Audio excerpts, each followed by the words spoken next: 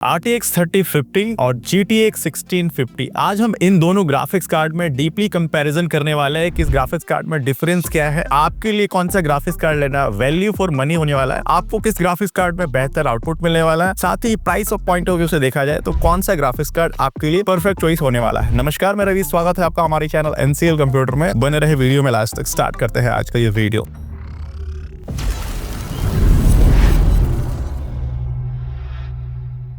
आज मैं आपको कुछ टेक्निकल डिटेल्स के बारे में बताने वाला हूँ, दोनों ग्राफिक्स कार्ड के बारे में, जिसकी मदद से आप एक बेहतर डिसीजन ले सकते हैं कि आप जितना पैसा ग्राफिक्स कार्ड में इन्वेस्ट करने वाले हैं एक्चुअल में उतना आउटपुट आपको मिलने वाला है कि नहीं। हालांकि देखा जाए तो दोनों ग्राफिक्स कार्ड काफी पुराने वर्जन के हैं, काफी ओल्ड सीरीज हो चुके हैं, लेकिन मार्केट में अब भी बजट प्राइस में यानी अफोर्डेबल प्राइस में देखा जाए तो वैल्यू फॉर मनी ये दोनों ग्राफिक्स कार्ड होने वाले हैं। हम डिटेल में कंपेरिजन करते हैं कि दोनों ग्राफिक्स कार्ड में से आपके लिए कौन सा सिलेक्शन करना बेस्ट होगा, किस ग्राफिक्स कार्ड में क्या डिफरेंस है, टेक्निकल स्पेसिफिकेशंस के बारे में सारा चीज हम डिटेल में समझने की कोशिश करते हैं। तो पहले मैं आपको ग्राफिक्स कार्ड के सीरीज के बारे में कुछ ब्रीफ इंफॉर्मेशन दे देता हूँ। जैसे कि मैंने आपको बताया RTX 3050 ग्राफिक्स कार्ड यानी RTX 3050 सीरीज है ग्राफिक्स कार्ड का। इसमें बहुत सारे ब्रांड्स आते हैं, MSI, Gigabyte, Zotac, कलरफुल, कई सारे ब्रांड्स आते हैं। तो ब्रांड्स आप अपने नीड बजट के रिक्वायरमेंट के अकॉर्डिंग सेलेक्ट कर सकते हैं। और इसके अपोजिट पे हमारे पास है GTX 1650। ये ग्राफिक्स कार्ड का सीरीज है। इसमें भी कई सारे ब्रांड्स आते हैं, MSI हो गया, Gigabyte हो गया, कलरफुल हो गया, Zotac हो गया, कई सारे ब्रांड्स आते हैं। तो अब हम इन दोनों सीरीज के ग्राफिक्स कार्ड के बारे में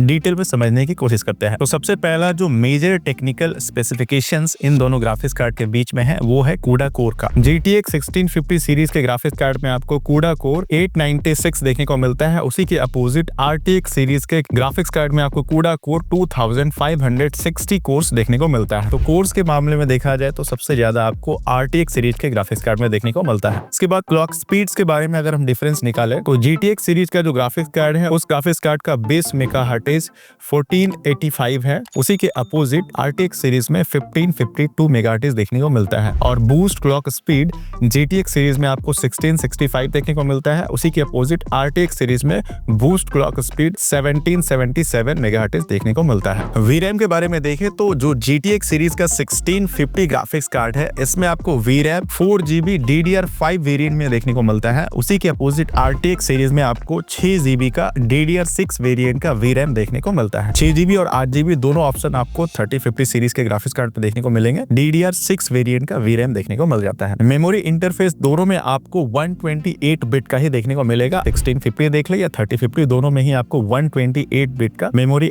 इंटरफेस देखने को मिलेगा। 1650 वाले ग्राफिक्स कार्ड में आपको रे ट्रैकिंग का ऑप्शन देखने को नहीं मिलता, वही RTX सीरीज में आपको रे ट्रैकिंग का ऑप्शन देखने को मिल जाता है। 1650 सीरीज के ग्राफिक्स कार्ड में आपको DLSS का ऑप्शन यानी कि AI अपस्केल का ऑप्शन आपको 1650 सीरीज के ग्राफिक्स कार्ड में देखने को नहीं मिलता। उसी के अपोजिट RTX सीरीज में आपको DLSS यानी AI अपस्केल का ऑप्शन देखने को मिल जाता है। पावर ड्रॉ की बात करें तो 1650 सीरीज के ग्राफिक्स कार्ड में आपको 75 वाटेज का TDP देखने को मिलता है। उसी के अपोजिट अगर RTX सीरीज के ग्राफिक्स कार्ड में देखें तो 130 वाटेज का TDP देखने को मिलता है। PCI वर्जन की बात करें तो 1650 में आपको 3.0 का PCI वर्जन देखने को मिलेगा। RTX सीरीज 3050 सीरीज में आपको PCI 4.0 का ऑप्शन देखने को मिल जाता है। अब हम दोनों ग्राफिक्स कार्ड की रिलीज डेट के बारे में बात करें तो GTX सीरीज का 1650 सीरीज का जो ग्राफिक्स कार्ड है ये ग्राफिक्स कार्ड अप्रैल 2019 में रिलीज हुआ था मार्केट में। और RTX सीरीज का जो ग्राफिक्स कार्ड है 3050 सीरीज का जो ग्राफिक्स कार्ड है ये जनवरी 2022 में मार्केट में लॉन्च हुआ था। अब हम इन दोनों ग्राफिक्स कार्ड में परफॉर्मेंस के अकॉर्डिंग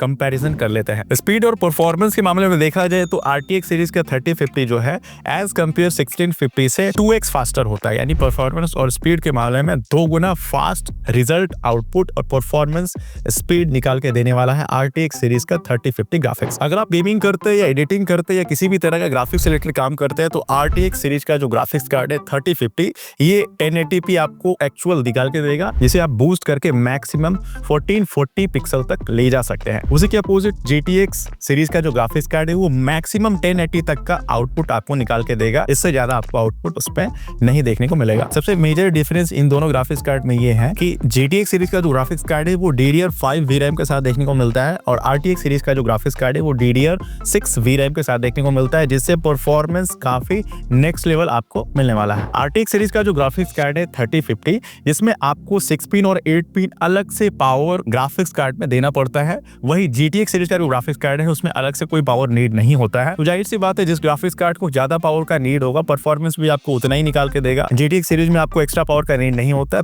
PCI स्लॉट में ग्राफिक्स कार्ड जैसे ही आप इंसर्ट करते हैं, PCI से ही पावर वगैरह सारा वो ग्राफिक्स कार्ड ले लेता है। अब हम एक दो गेम्स के FPS के बारे में समझ लेते हैं कि अगर आप गेमिंग के लिए ग्राफिक्स कार्ड सेलेक्ट कर रहे हैं तो कितना FPS आपको दोनों ग्राफिक्स कार्ड में मिलने वाला है। अगर हम GTA 5 गेम्स के बारे में बात करें तो GTX सीरीज का जो ग्राफिक्स कार्ड है वो 60 to 70 FPS आपको आउटपुट निकाल के देगा। उसी के अपोजिट RTX सीरीज में आपको 100+ FPS देखने को मिलता है। वेलोरेंट गेम के बारे में बात करें तो 100 FPS आपको GTX सीरीज का ग्राफिक्स कार्ड निकाल के देगा। उसी के अपोजिट RTX सीरीज में आपको 200+ FPS निकाल करके देने वाला है। आप सबसे मेन डिफरेंस प्राइसिंग कंपैरिजन कर लेते हैं इन दोनों का प्राइस एक्चुअल में क्या होने वाला है। GTX सीरीज का जो ग्राफिक्स कार्ड है वो अभी मैन्युफैक्चरिंग तो बंद हो चुका है, मार्केट में जितना अवेलेबल है उतना ही मिल पाएगा। ऑनलाइन या ऑफलाइन अगर आपको ये अवेलेबल हो पाता है तो 12,000 से लेकर के 14,000 के बीच में GTX सीरीज का ग्राफिक्स का MSI, Gigabyte, Zotac इस तरह के ब्रांड्स में आपको 12,000 से लेकर के 14,000 के बीच में इजीली अवेलेबल हो जाएंगे। जहां पे भी अवेलेबल हो रहा है आप ले सकते हैं। अगर हम RTX 3050 ग्राफिक्स कार्ड के बारे में बात करें तो इसका कॉस्टिंग 17,000 से लेकर के 18,000 के बीच में ऑनलाइन या ऑफलाइन ये ग्राफिक्स कार्ड इजीली अवेलेबल हो जाएगा। ये ग्राफिक्स कार्ड अभी फिलहाल मार्केट में अवेलेबल है। अगर आपका भी इस सेगमेंट का ही बजट है, परफॉर्मेंस नेक्स्ट लेवल चाहिए तो जाहिर सी बात है RTX सीरीज का ग्राफिक्स कार्ड आपके लिए बेस्ट होने वाला है। प्राइस में बहुत ज्यादा का डिफरेंस नहीं है मार्केट में,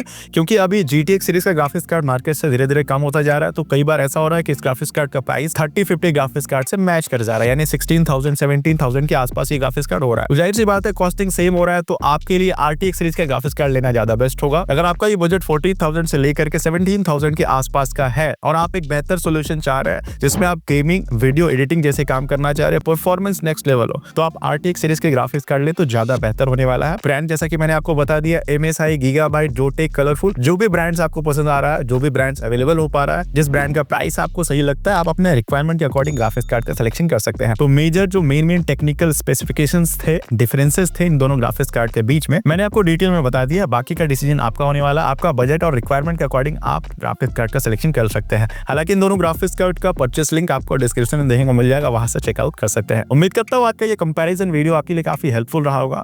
आपके मन में अभी कोई डाउट से कुछ पूछना चाहते हैं तो कमेंट बॉक्स में कमेंट करके जरूर पूछे। मिलते हैं अगले वीडियो में किसी नई टॉपिक के साथ।